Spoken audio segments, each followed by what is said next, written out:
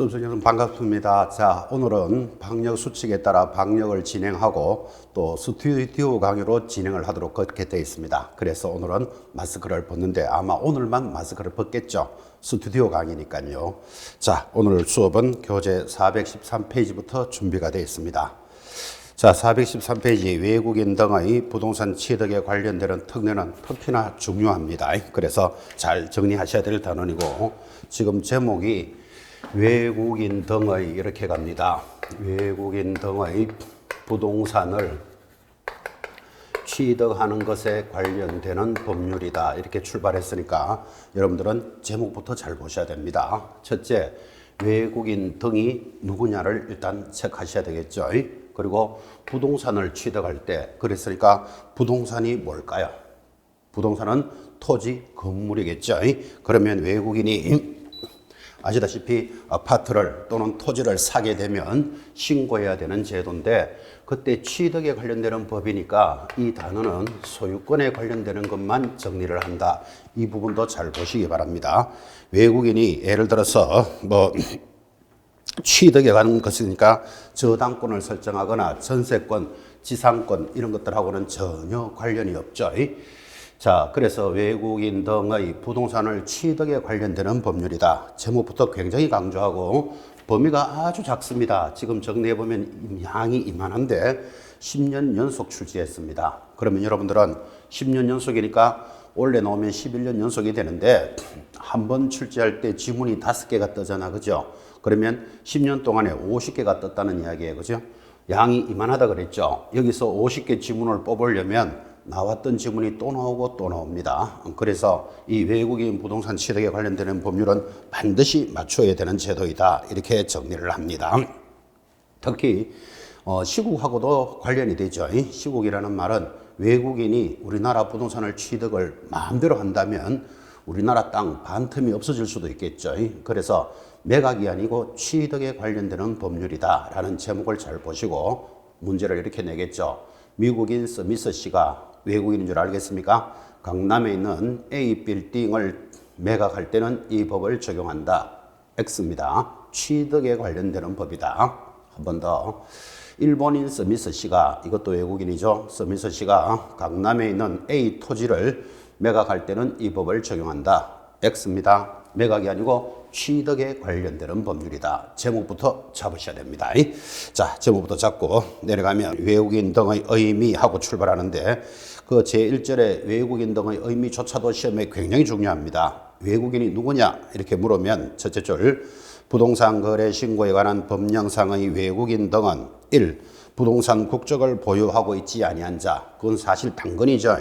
대한민국 국적이 없는 자 당연히 외국인입니다. 2번부터 잘 보셔야 됩니다. 상단의 2번. 외국의 법령에 따라 설립된 법인이나 단체도 외국인으로 봅니다. 자, 법인이나 단체 밑줄 꺼놓고 코카콜라 주식회사가 뭐 하는 데인지 아시죠?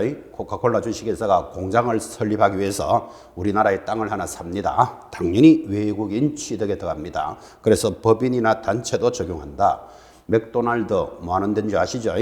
강남에 있는 A 빌딩을 구입하여 맥도날드 대리점을 하게 됩니다. 당연히 이 법이 적용됩니다. 법인이나 단체. 자, 이제 3번부터 밑에 보시면 구성원의 2분의 1 찾으셨습니까? 2분의 1의 밑줄. 바로 밑에 줄에 임원의 2분의 1 보이시죠? 2분의 1 밑줄. 또 그 밑에 자본금의 2분의 1, 2분의 1의 밑줄. 그 옆에 의결권의 2분의 1의 밑줄을 꺼셨습니다. 자, 그러면 지금 쭉 정리했던 것들은 대한민국 기업이더라도 반 2분의 1이 외국인이면 전부 외국인으로 봅니다. 예를 들어서 종업원의 2분의 1, 사원의 2분의 1, 임원의 2분의 1, 의결권 또는 자본금이 2분의 1이면 전부 외국인으로 봅니다. 자, 여기서는 2분의 1을 시험에서 설적 3분의 2 이상이면 하면 틀 준비 체크하셔야 됩니다. 공통점 전부 2분의 1에 초점을 하나 맞추고. 자, 4번 외국 정부도 외국인으로 봅니다. 외국 정부에도 밑줄 꽂고 새로 추가된 부분이니까 중요합니다. 사실은 상식이죠. 외국 정부라는 것은 일본이 우리 강남에 영사관을 하나 설치하기 위해서 땅을 구입합니다. 당연히 그 외국인으로 보는 건 상식이죠. 외국 정부도 외국인으로 본다. 다섯 번째, 기타 국제기구 줄거놓고 밑에다가 UN 등 적어봅니다. 국제기구 대표적인 게 뭐다? UN이죠. UN에 관련되는 뭐 기관, 조직 또는 단체, 이런 단체들이 국제기구라 부르고 이런 것들이 우리나라에 들어오는 것도 당연히 외국인 취득으로 봅니다. 자, 그러면 외국인의 범위가 얼굴 새카맣고 머리 노란 사람들만 외국인이 아니라는 건 이해하시겠죠? 이 외국인의 정의도 비교적 중요합니다. 그래서 외국인이 저기서는 숫자로서는 2분의 1, 2분의 1에 초점을 딱 걸고, 자, 내용이 아주 단조롭다 그랬죠? 내려가면 제2절 외국인 등의 부동산 취득 신고제 하고 출발을 하는데, 거기 옆에 작은 글씨 29, 30, 31, 32 쫙 들어오고 있다는 걸 보고 계시죠? 그 앞에 부분은 안 적어서 그렇지 나오지 않았는 건 아닙니다. 아마 이 공부를 오래 하시고자 하는 분은 32 옆에다가 33, 34 계속 적으셔야 됩니다. 한 문제씩 반드시 출제된다라는 데 의미가 있고, 자, 내려가면 1. 계약으로 인한 취득 신고입니다. 일단 계약에 동그라미하고 오른쪽 신고에 동그라미 합니다. 넘어가서 교재 414페이지입니다. 가운데 2번 계약 이외의 원인, 그러면 계약 이외 네 글자에 동그라미 하시고 끝에 취득 신고합니다. 신고에 동그라미. 자, 오른쪽 415페이지 상단에 3번 국적 변경 시에 계속 보유 신고, 계속 보유 신고 자체에다가 동그라미를 하시면 신고하는 건 모두 몇 개? 3개. 그리고 한 장 넘기시면 교재 416페이지 가운데 제3절 토지를 취득할 때는 허가받는 제도도 있습니다. 허가에 동그라미. 자, 그러면 쭉 읽었는 내용이 이거죠. 외국인이 우리나라 부동산을 취득하려면 1. 신고하는 것이 있고, 두 번째 허가받는 것이 있다. 이렇게 정리했고, 신고하는 거 몇 개? 자, 그럼 체크해드렸죠. 신고하는 거 첫째 뭐 계약을 원인으로 취득하면 신고해라. 두 번째는요, 계약 외의 원인으로 취득하면 신고해라. 그리고 계속 보유는 신고사항이다. 이렇게 준비가 되어 있습니다. 자, 이 짧은 내용에서 매년 한 문제씩을 냈으니까 10년이면 50개 지문이고, 여러분이 이 내용에서 50개를 물으려면 나왔던 지문이 또 나오고 또 나올 수밖에 없죠. 그래서 이 단어는 반드시 맞추셔야 됩니다. 라고 가고 있습니다.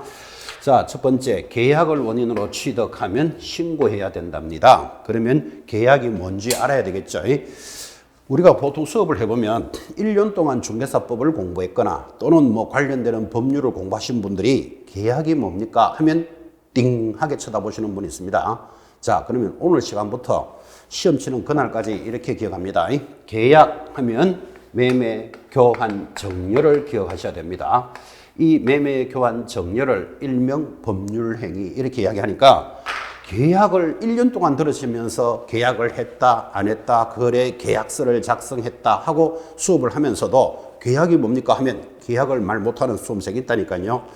지금부터 계약하면 자동으로 나오는 말이 뭐라고요? 매매 교환 정렬. 그를 같은 말로서는 법률행위 이렇게 이야기합니다. 이 세 마디가 연결이 되어 있으면 여러분들 굉장히 공부하는 데 편리할 겁니다. 법률의 행위를 알았으니까 법률의 사실, 법률의 요건 이런 내용하고는 다르다는 건 구분이 되겠죠. 큰 줄기들이 해결이 될 거니까 오늘부터 꼭 정리해 놓으셔야 됩니다. 다시 이렇게 이야기합니다. 졸고 있는 학생에게 쿡 찌르면서 여러분이 2는 이렇게 물으면 무슨 대답하죠? 저절로 4 나오죠. 졸고 있는 분에게 쿡 찌르면서 2, 3은 하면 저절로 6 이렇게 나오잖아. 그죠? 계약하면 뭐 매매 교환 정렬. 다른 말로 법률 행위를 익히셔야 된다 이 말이에요. 이 정도가 가장 기초임에도 불구하고 이런 것들을 놓치니까 한 번은 법률 행위, 한 번은 법률의 사실, 한 번은 법률 행위 이런 거에 대해서 막 정신이 없이 막 돌아간다니까요. 그래서 자, 지금부터 계약은 매매 교환 정렬 이를 이꼴 법률 행위라고 합니다. 그러면 여러분 앞으로 야 너와 내가 계약을 하자 이 말을 너와 내가 법률 행위를 하자 이렇게 해도 말 되겠죠. 공부하는 사람 못 알아듣게 그렇게 이야기해 보시기 바랍니다. 우리 법률 행위를 하자 이렇게. 법률 행위가 뭐다? 계약하자 이 말이에요. 그럼 계약 중에서도 뭐 오늘 사고 파는 것을 매매라 그러잖아. 그죠? 매매가 아마 제일 많겠죠. 자, 이것을 원인으로 취득하면 신고하는데, 자, 여기서 중요한 거, 여기 매매는 신고하지 않습니다. 왜 신고를 하지 않는가 하면 지난 시간에 공부했지만 매매는 부동산 거래 신고를 해야 됩니다. 부동산 거래 신고가 워낙 센 놈이니까 외국인이 부동산을 취득하면 예를 들어서 매매로 아파트를 취득했다. 그러면 지난주에 공부했던 부동산 거래 신고를 해야 됩니다. 그러면 부동산 거래 신고를 하면 여기 있는 외국인 신고는 한 것으로 봐주니까 매매는 신고할 필요가 없다. 그죠? 그래서 계약을 원인으로 하면 신고하되 매매는 부동산 거래 신고해야 되니까 여기서는 교환 정려만이 신고 대상이다. 이렇게 딱 잡으셔야 됩니다. 자, 내려가 봅시다. 여러분 교재 제일 하단 413페이지 동그라미 1번 찾았나요?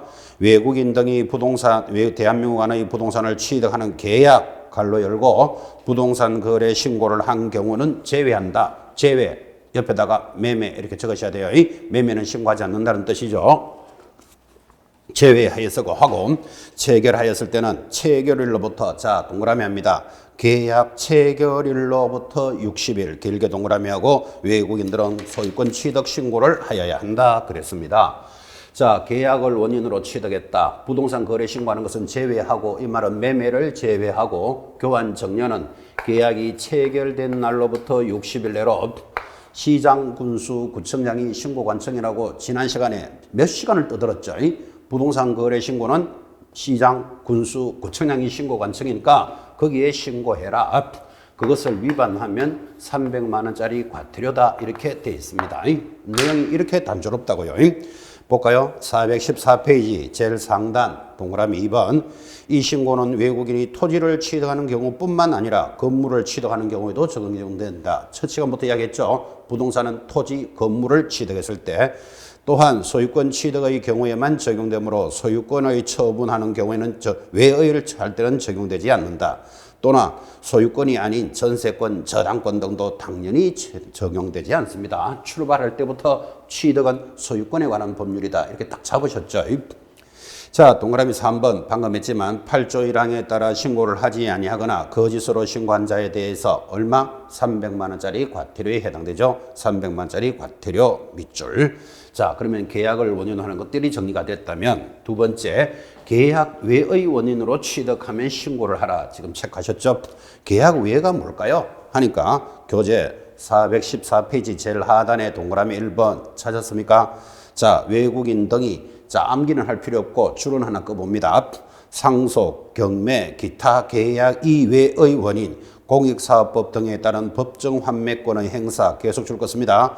법원의 판결, 법원의 합병 등까지 줄 거놓고 이를 대한민국 안의 부동산을 취득할 때는 취득한 날로부터 상속은 상속인의 피사망 시 경매는 대금을 완납한 날로부터 6개월 내로 자 6개월 동안을 놓고 신고하여야 한다 그랬습니다.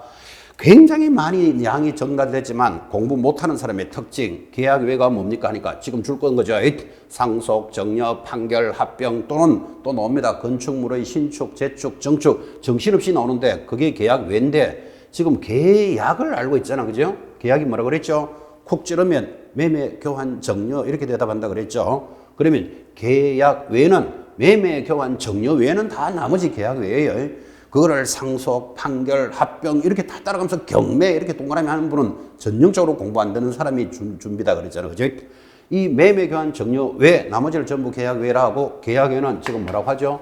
취득한 날로부터 6개월 내로 역시 시장, 군수, 구청장에게 신고해라. 밑에 보면 이를 위반하면 100만 원짜리 과태료다 이렇게 되어 있습니다. 자, 여기서는 살짝 조심할 거. 계약은 체결한 날이고 계약 외에는 그 부동산을 취득한 날. 예를 들면 경매로 취득을 했다. 내가 경락대금을 다 완납하면 취득하는 거예요. 그래서 경락대금을 완납한 날로부터 6개월 내로 신고를 하는데 위반하면 100만 원짜리 과태료입니다. 그 많은 내용들이 옆에 있지만 내용이 얼마나 단조롭다 그죠? 자, 세 번째 신고사항이 오른쪽 상단의 3번 국적 변경 시의 계속 보유 신고인데 이 계속 보유라는 것은 국적이 변경되었다. 예를 들면 여러분들 국적이 대한민국인이죠. 그래서 내가 대한민국인으로서 토지나 부동산을 가지고 있다가 캐나다 국적을 취득했다. 미국 국적을 취득했다. 주변에 이런 사람 만났죠.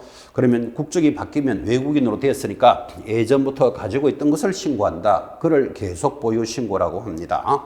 자, 그러니까 당연히 국적이 변경된 날로부터 6개월 내로 시장 군수구청장의 신고사항이고 역시 이를 위반하면 100만 원짜리 과태료입니다.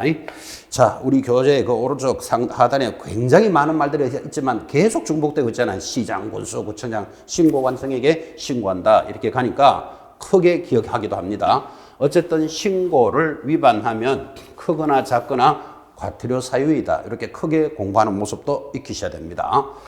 신고사항을 위반하면 행정형벌, 징역과 벌금에 해당된다라고 출제할 수도 있다 이 말이에요. 그래서 단조로운 내용이니까 반드시 익히시고 이 정도 내용을 10년 동안 연속 내려면 나왔던 지문이 또 나오고 또 나올 수밖에 없죠. 자, 한영 넘기시면 교재 416페이지 이번에는 허가제가 도입이 되는데 자, 오른쪽 교재 417페이지 상단에 박스 밑에 1번 허가구역에서 외국인 등은 토지 취득을 위해서 허가를 받아야 한다. 자, 여기서 짚어야 될 것 토지 취득에 대해서만 허가를 받는다. 이건 부동산이 아니란 말을 잘 보셔야 된다고요.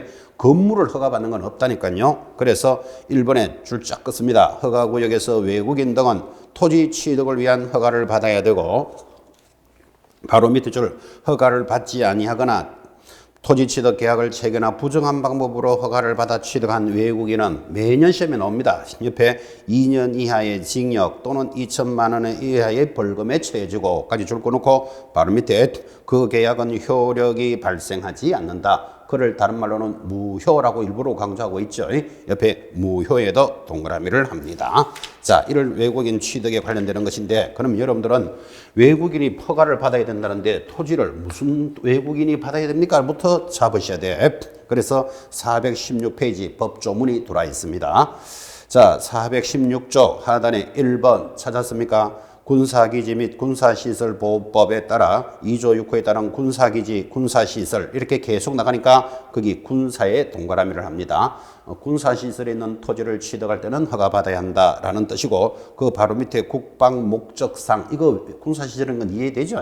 또는 여러분이 듣도 보도 못한 뭐 공군기지, 해군기지에 관한 이런 말 국방장관 이런 것들이 전부 군사시설입니다. 군사 동그라미 2번 문화재보호법에 따른 문화재보호구역입니다. 문화 동그라미 3번 자연환경보존법에 따라 생태경관 보존지역 자연환경에 동그라미 합니다. 4번 야생생물 보호와 관리에 대한 법률에 따라 27조에 따른 야생생물 특별보호구역 보호 정도의 동그라미. 자, 지금 동그라미 한 것들이 이렇게 되죠. 이 허가받아야 되는 지역은 문장으로 기억을 합니다. 지금 동그라미 한 것이 군사 문화는 자연환경을 보호한다. 이렇게 익히시고 허가받는 지역은 문장으로 기억하자. 이렇게 강조합니다. 자, 확인. 군사가 뭐죠? 군사만 들어오면 군사시설, 국방목적 이렇게 들어갑니다. 문화가 뭐죠? 문화재보호구역, 자연환경보존법에 따라 야생생물 보호구역, 철새, 도래지 뭐 이런 거 들어보셨죠? 자, 그래서 외국인은 군사 문화는 자연환경을 보호하는데 이 지역에 해당되는 토지는 허가를 받아야 한다라고 지금 진행을 했고 그 하단에 15일 내로 시장, 군수, 구청장이 허가 불허가를 해야 되는데 만약에 이 시장, 군수, 구청장에게 허가를 받지도 않고 거래하면 그 자체가 무효이라고 일부러 동그라미 하셨죠. 여러분 이게 왜 강조가 되는가 하면 통상적으로 어떤 행위를 위반하면 처벌을 하는데 계약 자체는 당사자들의 의사니까 유효하게 봐줍니다. 그런데 위반했다면 처벌은 받겠지. 그런데 여기는 계약 자체가 허가를 안 받으면 무효라는 게 굉장히 중요한 표현입니다. 무효일 뿐만 아니라 그 외국인은 2년 이하의 징역 2천만 원 벌금에 해당되는 사유이다. 자, 이게 허가에 관련되는 전체 내용입니다. 그래서 외국인 부동산 취득은 단조로운 단원에서 해마다 출제가 되는데 여러분들이 이 단원이 왜 중요하다는 것을 이렇게 익히셔야 돼요. 예를 들면 서울 경기권에서 해마다 통계 자료를 보면 외국인이 우리나라 부동산을 취득하는 게 약 7천 건쯤 됩니다. 7천 건에 뭐 용도별로 공장용지, 상업용지, 위락시설 이렇게 나오겠죠. 나라별로 미국, 일본, 중국 이렇게 나오고 면적은 얼마를 해서 7천 건 이상이 거래가 되니까 여러분이 나중에 중개업을 하실 때 개공사로서 중개사무소에 현장에 있을 때 외국인이 저 아파트 하나 사주세요 하는데 여러분이 덜덜덜덜 떨면서 나 외국인 거래 못하는데요 하면 그 외국인이 통역을 통해서 어느 학원 출신입니까? 이런 것도 물어봅니다. 7천 건 이상이 진행되니까 여러분도 당연히 외국인을 만날 수 있고 그 외국인이 부동산을 취득할 때는 크게 신고하는 것이 있고 허가받는 것이 있다. 이 정도는 체크하셔야 되겠죠. 이게 글로벌 취득이기 때문에 이제 이런 문제가 출제가 되는 겁니다. 자, 그래서 외국인 부동산 취득은 반드시 맞추셔야 됩니다. 라고 이야기했고 그 하단에 양벌 규정 이런 건 크게 중요하지도 않습니다. 주제에서 벗어나니까 가볍게 확인해 보시기 바랍니다. 가벼운 내용에서 매년 한 문제가 나온다는데 큰 의미가 있는 문제였죠. 자, 외국인 부동산 취득 정리하셨습니다. 자, 넘어가면 418페이지 하단에 가볍게 상호주의라는 말이 따라 들어옵니다. 그 상호주의 제목에만 동그라미 하시고 그 첫째 줄에 국토장관은 이렇게 나가죠. 국토장관의 밑줄을 하나 딱 긋습니다. 상호주의라는 말은 여기에서만 적용이 됩니다. 무슨 상호주의인가 하면 여러분들이 세법 시간에 이런 걸 배우시죠. 외국인 등이 우리나라 영사관에 비과세를 하면 우리도 나라도 그 나라에서 비과세를 해줄 때만 비과세할 수 있습니다. 그걸 상호주의라 부르니까 외국인이 우리나라 부동산을 취득하려면 우리나라 사람도 취득할 수 있을 때만 적용을 해준다. 그래서 외국인 부동산 취득은 상호주의가 적용된다라는 뜻인데 하단에 국토장관은 하는 것을 잘 보시라고요. 거기 옆에 대한민국 국민, 대한민국의 법령에 따라 이렇게 쭉 대한민국 법령이 막 나가니까 외교통상부 장관은 하고 문제 내는 것을 주의하셔야 된다고요. 근데 사실은 주의할 필요가 없는 게 공인중개사 공부를 할 때는 누구하고만 논다? 국토장관하고는 놀지 외교통상부 장관이 나오는 파트가 하나도 없습니다. 그래서 상호주의에서는 살짝 주의할 것, 국토장관이 상호주의를 결정한다. 그 정도만 짚으시면 됩니다. 해마다 출제되는 단원이고 그 교재 419페이지 오른쪽 예지에도 보시면 해마다 나왔던 그 내용들이 지금 여기 있는 부분에서 벗어나는 게 하나도 없을 겁니다. 그래서 익혀 나가시는 단원이었습니다. 외국인 부동산 취득 아주 중요하다 강조했고 자 넘어갑시다. 이제 넘어가면 제3편 중개실무편으로 접어듭니다. 그래서 우리 중개사법도 사실은 세 과목의 역할을 하는데 여러분들 교재 436페이지를 펴시면 제1장하고 제3편이 출발을 합니다. 1편이 뭐냐 하면 부동산 법령에 관련되는 규제입니다. 70%가 출제됩니다. 2편이 뭐냐 하면 지난주에 이어서 오늘까지 진행되는 부동산 거래 신고에 관련되는 법률이 2편입니다. 그 부동산 거래 신고에 관련되는 법률이 첫째 부동산 거래 신고제, 두 번째 토지 거래 허가제, 굉장히 양이 많았죠. 거기서 두 문제 나온다 이렇게 공부를 했었고 지금 세 번째 주제가 외국인 부동산 취득입니다. 요 세 가지 주제가 2편에 있는 부동산 거래 신고제고 자 이제 제3편이 출발을 합니다. 자 제3편 436페이지 제목이 중개실무와 중개계약이다 이렇게 출발했고 여기서도 굉장히 중요합니다. 이 중개실무에 관련되는 것들은 앞으로 수업을 해보시면 알지만 모든 과목이 뭐죠? 민법, 개론, 공법, 세법, 등기, 지적에 관련되는 것이 모두 실무에서 만나게 되죠. 특히 주택임대차, 상가임대차 이런 단원들은 해마다 출제되는 단원이고 또 경매, 매수신청 대리 등에 관련되는 법률이 실무다, 실제 업무다 그렇게 이야기를 합니다. 자 그러면 중개실무 그렇게 중요하다는 단원이 출발을 하는데 방금 말로 설명했던 것이 1의에 나타납니다. 자 봅시다. 1번 중개실무란 개공사가 부동산 중개에 관련하여 전개해 나가는 일체의 개업 공인중개사의 실질적인 중개 활동을 의미한다. 실제 업무를 실무다 이렇게 말한다. 그죠?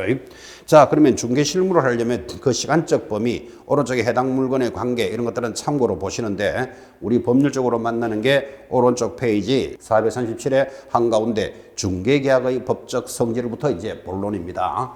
자 실무를 하려면 뭐부터 출발해야 된다? 중개계약부터 알아야 된다. 이렇게 출발을 했고 중개계약이 뭘까요? 하면 참 수업도 많이 했죠. 우리가 법령에서도 공부했지만 중개계약은 물건을 파는 사람, 매도인이 있습니다. 이 물건을 사는 사람, 매수자가 있고 여기 개공사가 중개를 하고 있는 게 중개라는 그림이죠. 여기에서 중개계약이 무엇입니까? 하면 의뢰인과 개공사 사이에 일어나는 것을 뭐라고 부른다? 중개계약이다 이렇게 부릅니다. 자, 두 사람이 무슨 계약을 합니까? 아파트 하나 사주세요 하는 게 중개계약이다 그 말이에요. 그러면 의뢰인과 개공사니까 매도인하고 하는 것도 당연히 중개계약이죠. 이 사람은 우리 아파트를 잘 팔아주세요 하고 있겠지 아마.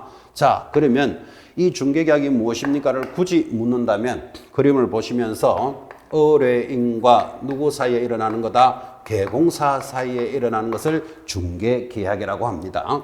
이 중개계약을 강조하려고 꼭 정리를 해줬죠. 이 거래계약과 차이를 아십니까? 이렇게 물어보는데 이 중개계약, 거래계약에서 거래계약은 갑과 을 사이에 일어나는 것을 거래계약이랍니다. 굳이 적어라 그러면 의뢰인과 의뢰인 사이에 일어나는 것이 거래계약인데 이 공부를 1년 이상 했거나 또는 합격해서 현업을 하고 있는 분조차도 중개계약과 거래계약의 차이가 무엇입니까? 이렇게 물으면 50%는 다는 아니겠죠. 공부했으니까 50%는 그놈이다 그럽니다. 구분 안 한다 이런 말이에요. 그러면 현업에 있는 분들이야 일만 잘하면 되니까 구분할 필요가 없다고 치고 수험생은 이 단어를 이해 못하면 그 다음부터 내용은 모두 엉망이 된다 이렇게 강조를 합니다. 예를 들면 중개계약서 곧 보게 되지만 양식이 있습니다. 거래계약서 양식이 없다 얼마나 강조했고 양식은 없지만 거래계약서는 5년간 보존합니다. 중개계약서는 보존할 필요는 없다. 뭔가 내용이 확실히 다르잖아 지금 그죠? 그렇게 이렇게 다른데 뭐는 있다 그랬다가 없다 그랬다가 보관 안 한다다가 보관한다더라 이러면 정신을 못 차립니다. 뭐가 안 돼 있기 때문에 중개계약과 거래계약이 안 돼 있기 때문에 그런 거다 그죠? 그래서 오늘 특히 강조하니까 중개실무편에서 중개계약은 딱 잡고 있어야 되는데 중개계약이 뭐라고요? 의뢰인과 개공사 사이에 일어나는 것을 중개계약이라 합니다. 그러면 밖에 나가서 오늘 계약했냐? 계약이 잘 되었나? 오늘 계약이 깨졌나? 라고 물을 때 계약이 중개계약인지 거래계약인지를 정확하게 기억하셔야 됩니다. 현업에 있는 분들은 구분 안 해도 된다 그랬잖아요. 그죠? 계약만 잘하고 수수료만 잘 받으면 되잖아요. 지금 그죠? 공부한 수험생들은 계약이 뭐냐를 정확하게 체크하시고 지금 중개계약편에 지금 와 있습니다. 왜 그러냐면 중개계약 사주세요, 팔아주세요가 잘 되어야 거래가 성립하잖아요. 지금 그죠? 그래서 우리 실무편에서는 중개계약에서부터 출발을 하는 거다. 자, 중개계약은 뭐라고요? 의뢰인과 개공사 사이에 일어나는 계약입니다. 그 내용이 오른쪽에 쭉 적어놨죠. 37페이지 중간에 2절 첫째 줄에 중개실무는 나오죠. 의뢰인들의 중개 의뢰로부터 시작이 되고 중개 의뢰인들의 중개 의뢰에 대해서 줄을 끌까요?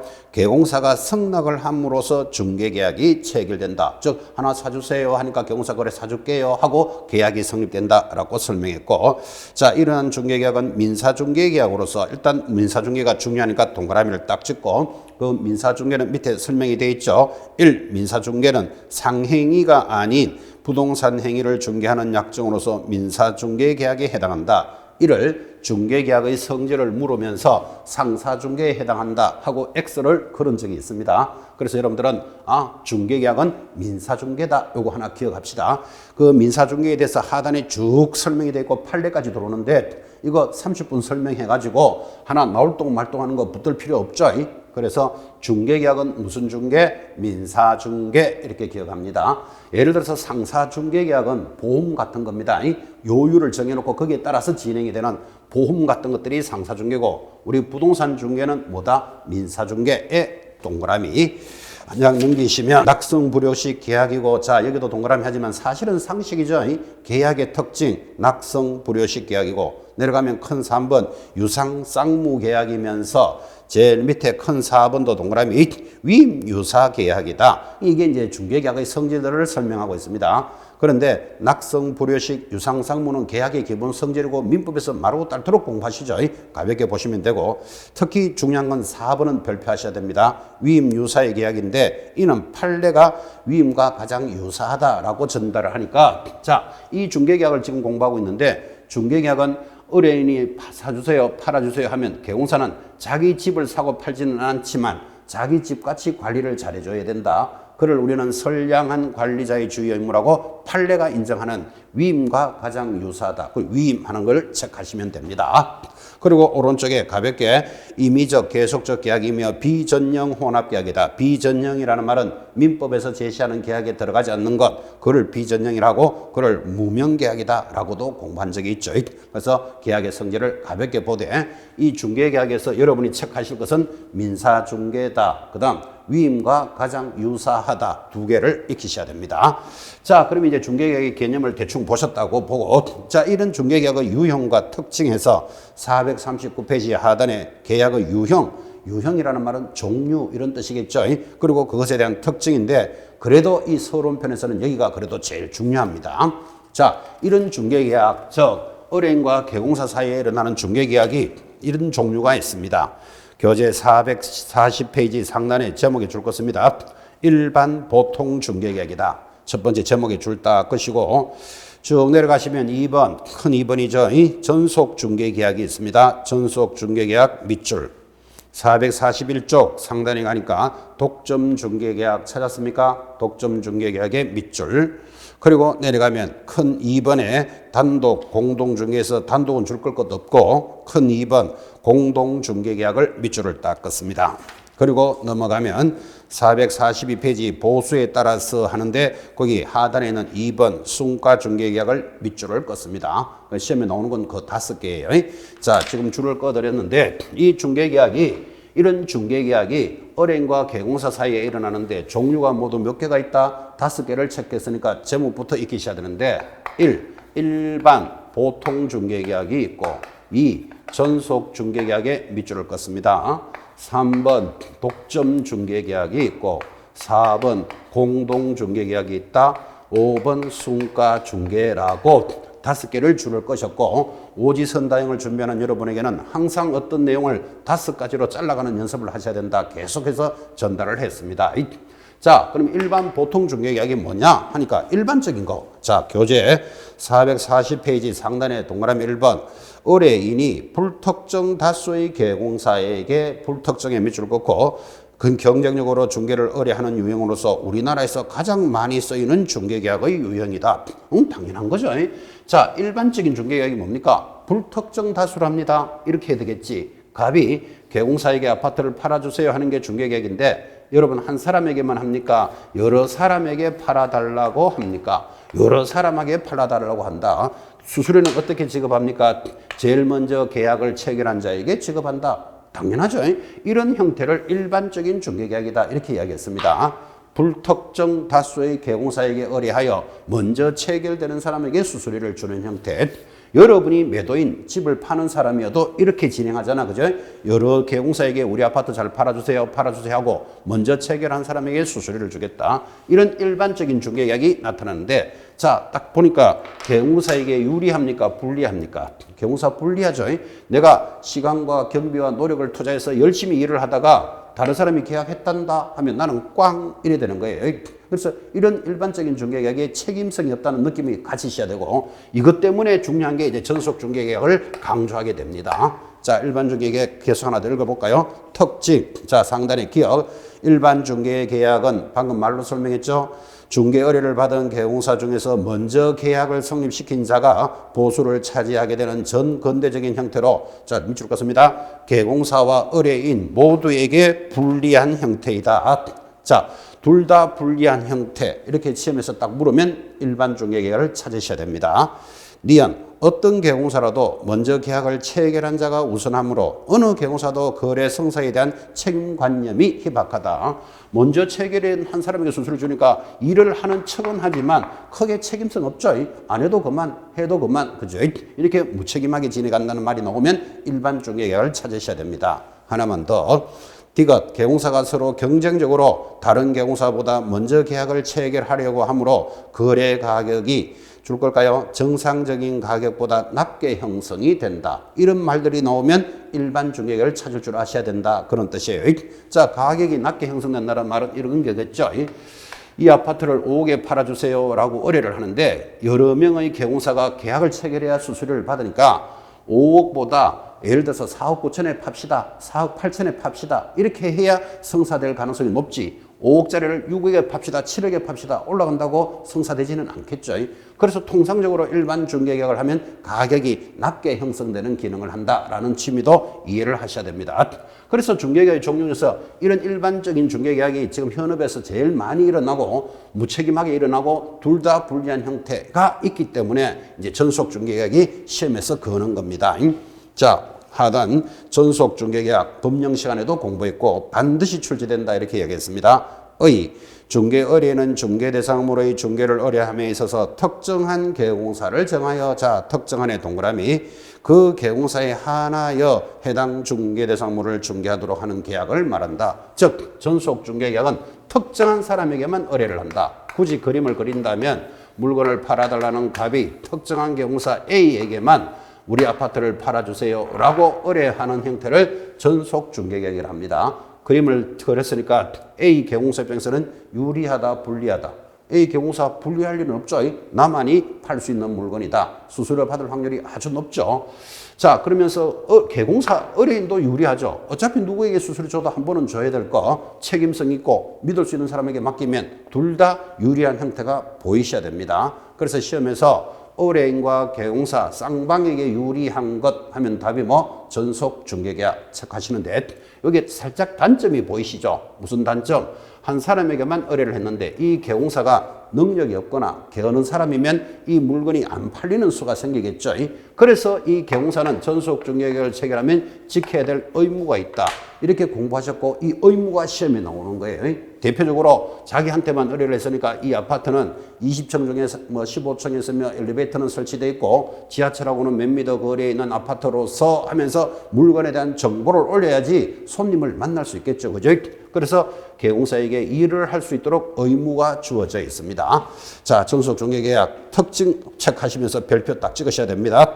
기억. 전속 중개계약은 독점 중개계약보다 독점성이 완화된 형태로 특정 계공사에게 중개권을 독점적으로 부여하되 독점 중개계약과는 달리 줄 하나 봅시다. 의뢰인이 스스로 발견한 상대방과 직접 거래를 성사시킨 경우에는 계공사에게 보수를 지급하지 않아도 된다. 옆에다가 실비 이렇게 하나 적으시고 실제 비용을 지급하는데 독점 중개계약은 누가 체결하더라도 딱 한 사람에게 의뢰했으면 수수료는 누가 체결하더라도 지급하겠다. 이게 독점이라면 전속은 스스로 발견했을 때는 수수료는 지급하지 않습니다.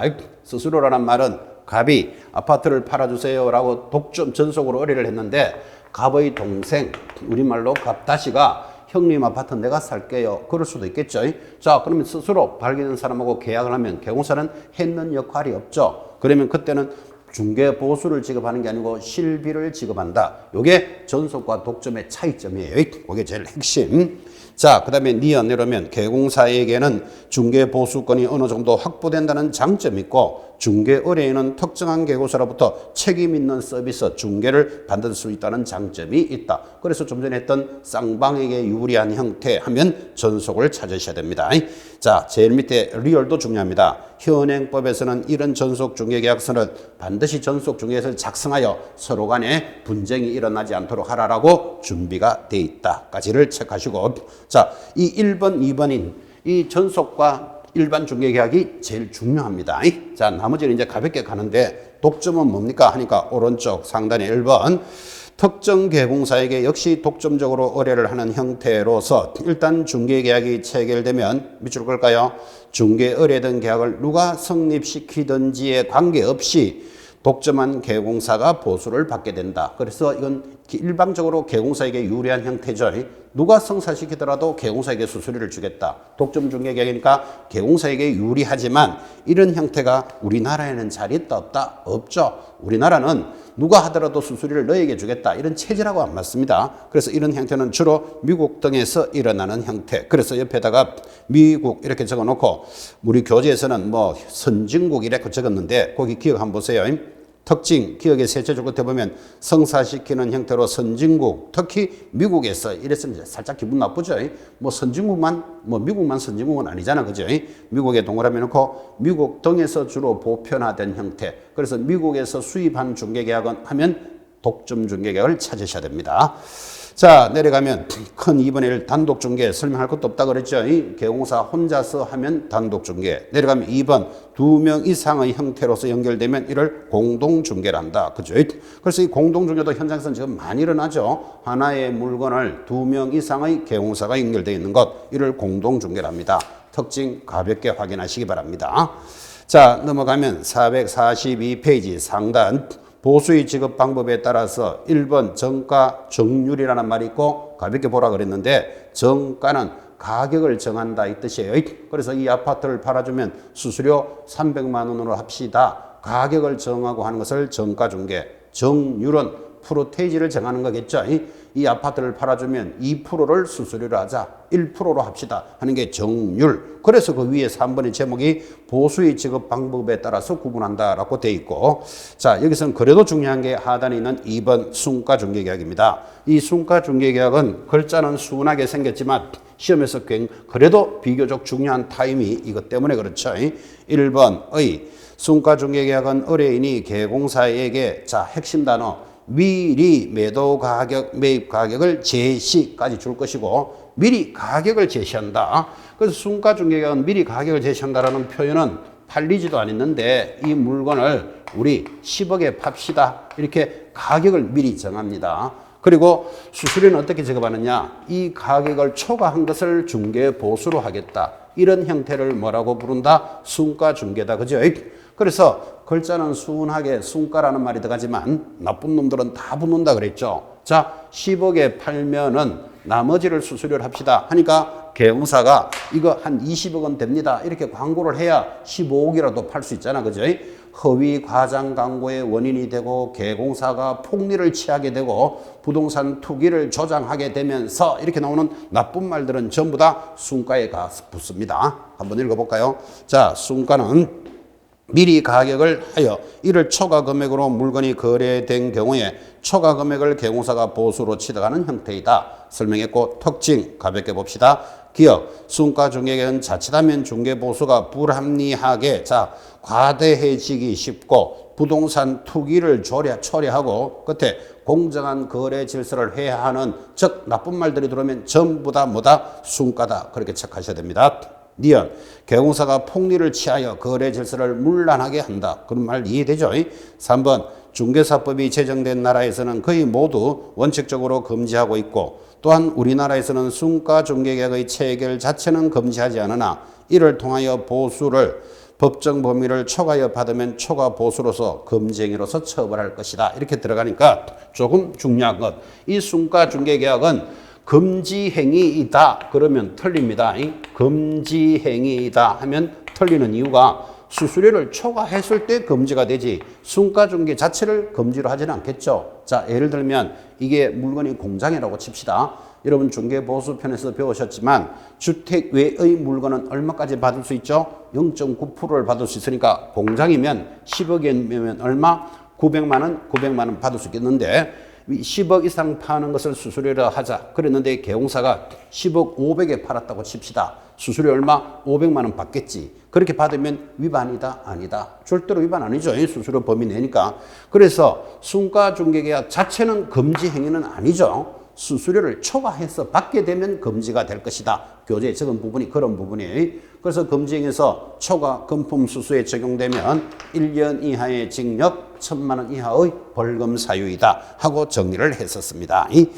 자, 이렇게 해서 여러분들은 이제 제3편 실무편에서 가볍게 이제 실무의 서론에 접어들었는데 실무가 시작되려면 사주세요, 팔아주세요가 있어야 되죠. 그래서 중개계약이 있고 중개계약은 의뢰인과 개공사 사이에 일어나는 것인데 이런 중개계약은 유형이 5가지 형태가 기본적으로 중요합니다. 시험에서는 일반 전속이 거의 출제가 되는데 일반적인 중개계약은 책임의식이 별로 없다 이렇게 나갔죠.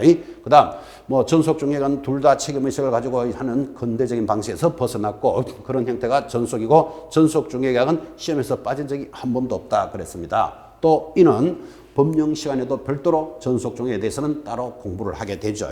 자, 그러면 이제 실무편에서 중개 실무가 어떻게 출발하느냐를 보셨다면 이제 실무의 본론이 여기서부터입니다.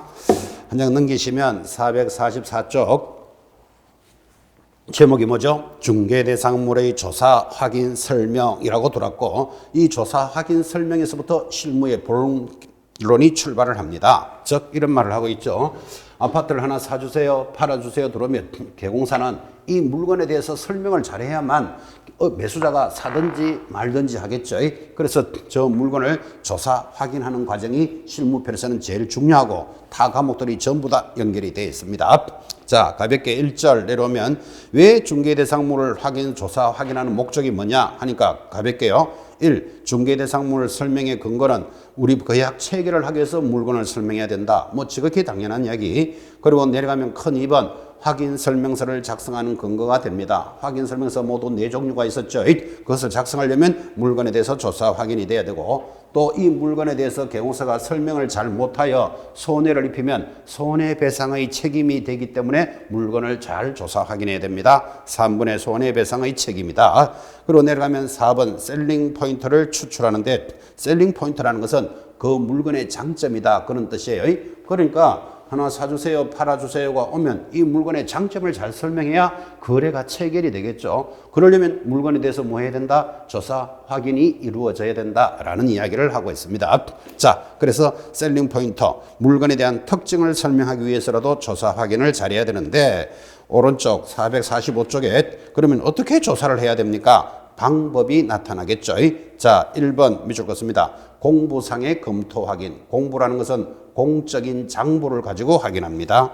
한 장 넘기셔서 교재 446페이지 하단 2번 현장 답사와 자료 요구에 의한 확인해서 줄을 딱 꺼놓고 자, 조사하는 방법은 뭐라고요? 공부상 조사가 있고 현장 확인 조사가 있다. 이렇게 이야기했습니다.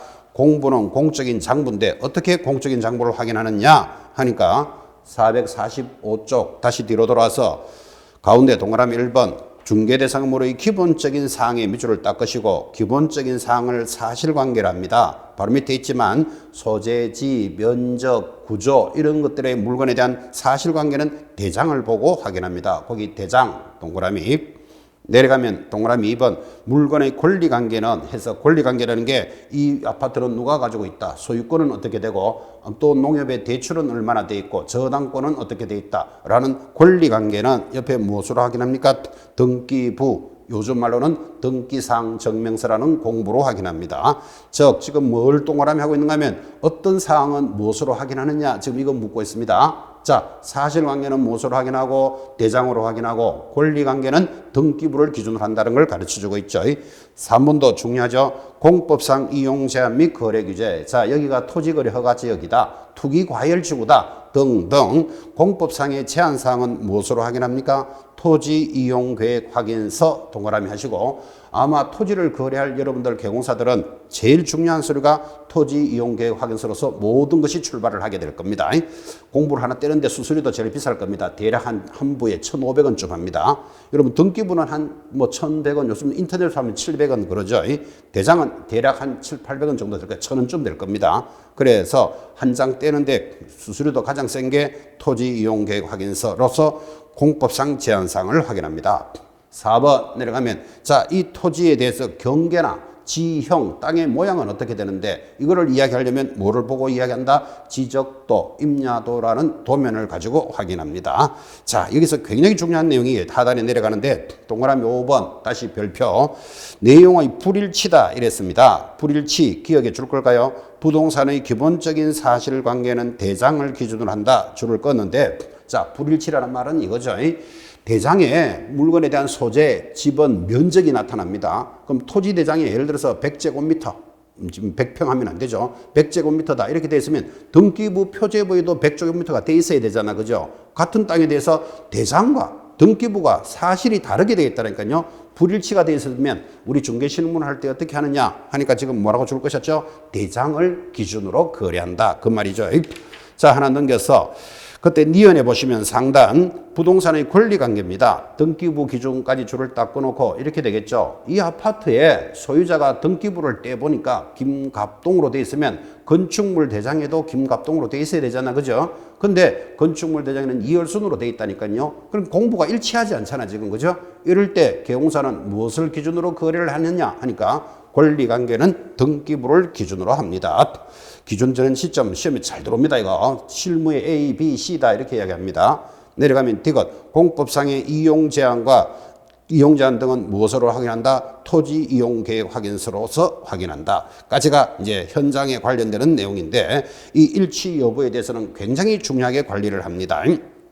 자, 그리고는 446페이지 하단 이제 무슨 공부를 보고 무슨 사항을 확인하느냐를 가볍게 보셨다면 내려가서 큰 2번 현장 답사와 자료 요구에 관한 사항. 예를 들면 왜 현장 답사를 합니까? 이렇게 물으면 밑에 동그라미 1번 밑줄 걸까요? 공부상에서 확인이 불가능한 것은 당연히 뭐 해야 된다? 현장 조사해야 되는데 자, 공적인 장부를 가지고 확인이 안 되는 거 어떤 거? A. 토지. 해당 토지의 구체적인 지세, 지세라는 것은 땅의 기울기입니다. 자, 이런 것들이 왜 여러분한테 중요하게 여기는가 하면 지세는 지적도를 보고 설명할 수 있다 하면 틀리잖아요. 지세는 지금 뭐라고요? 현장 답사해야 되는 거다 이 말이에요.